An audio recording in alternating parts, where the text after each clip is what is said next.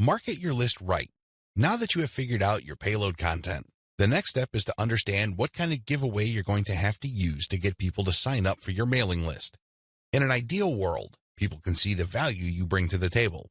They only need to look at the content you share as well as the crucial information they get from your premium content. They see this premium content and they see what you're about, what you have to offer, and why it's such a good idea to sign up to your mailing list. Unfortunately, things don't work out that way.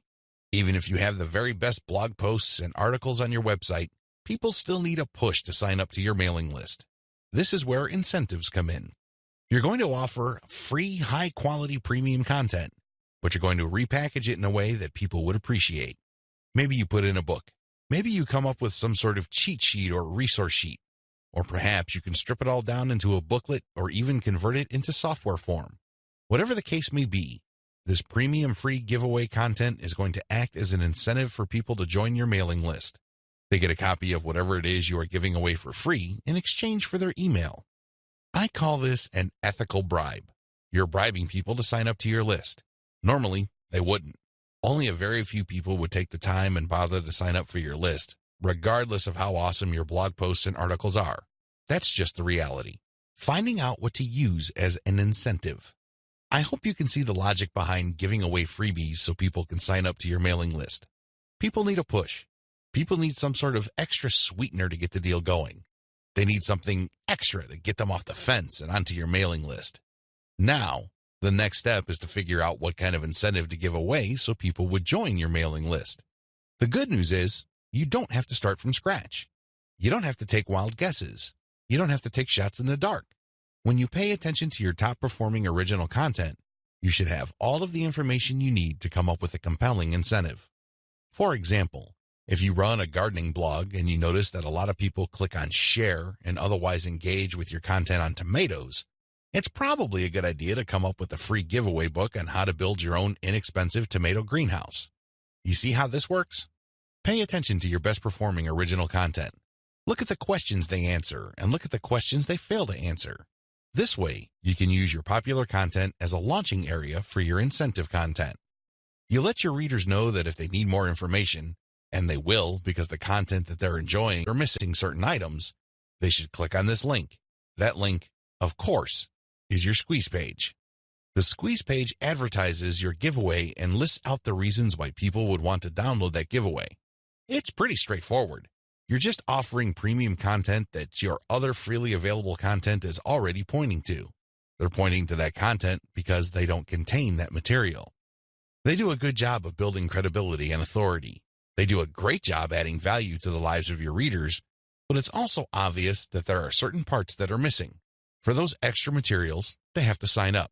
It's absolutely free. It doesn't cost them a dime, but they need to sign up to your mailing list. This is how you set up your mailing list. It has to be closely tied to your premium content. Coming up with incentives or freebies that look like they came out of left field because they're unrelated to whatever it is you're currently doing is not a good idea. Chances are quite good that you're going to fail. When you come up with incentive content that is directly related to the materials you're already sharing, you create a feeling of value. There's also a feeling of exclusivity. After people have seen your content and have become aware of what you are and what your brand is about, you let them in on a special premium. This is a special deal that other people who haven't accessed your brand have no idea about. Position all your original content to push your mailing list first. To play up the value of your incentive content, you first have to promote the value of the mailing list.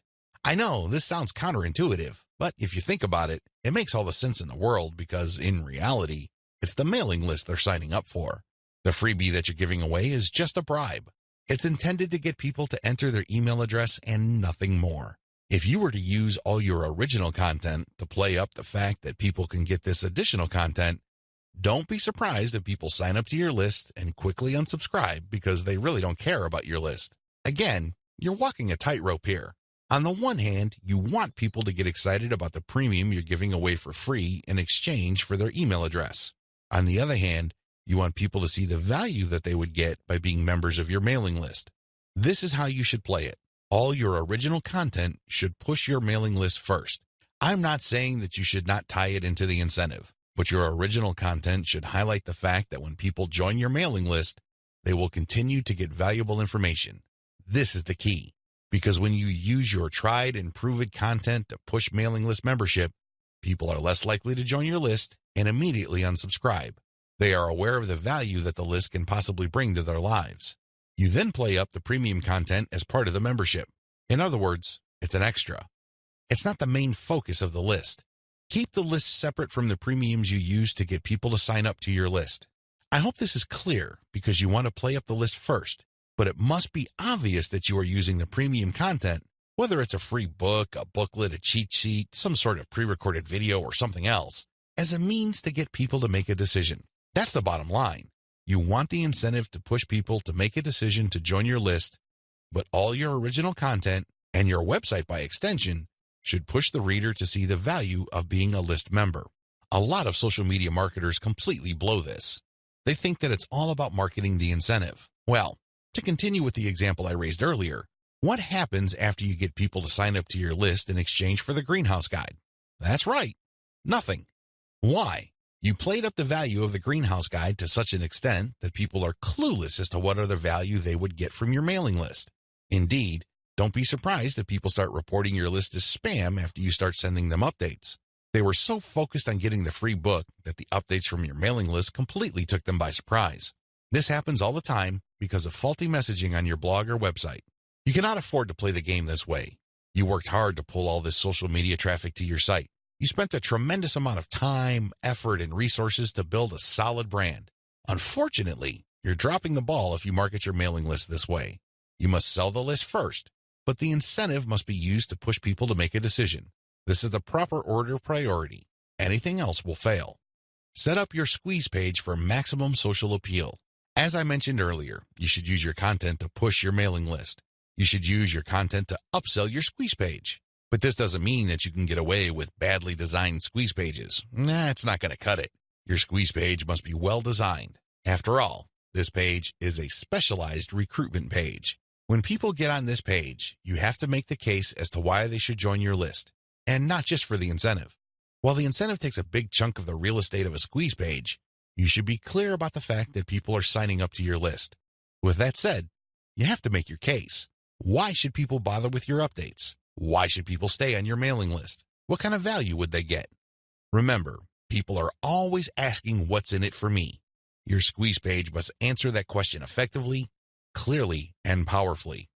Your squeeze page must be well designed enough to be able to make that connection, while at the same time, it must be easy to market on social media. Maybe you should have a graphic on your squeeze page that can be easily posted on Pinterest. Maybe you should have a video on your squeeze page that can be easily shared on YouTube. There are many ways you can go with this. What's crucial is that your squeeze page must be social media ready. At the same time, it should also do a good job of recruiting people.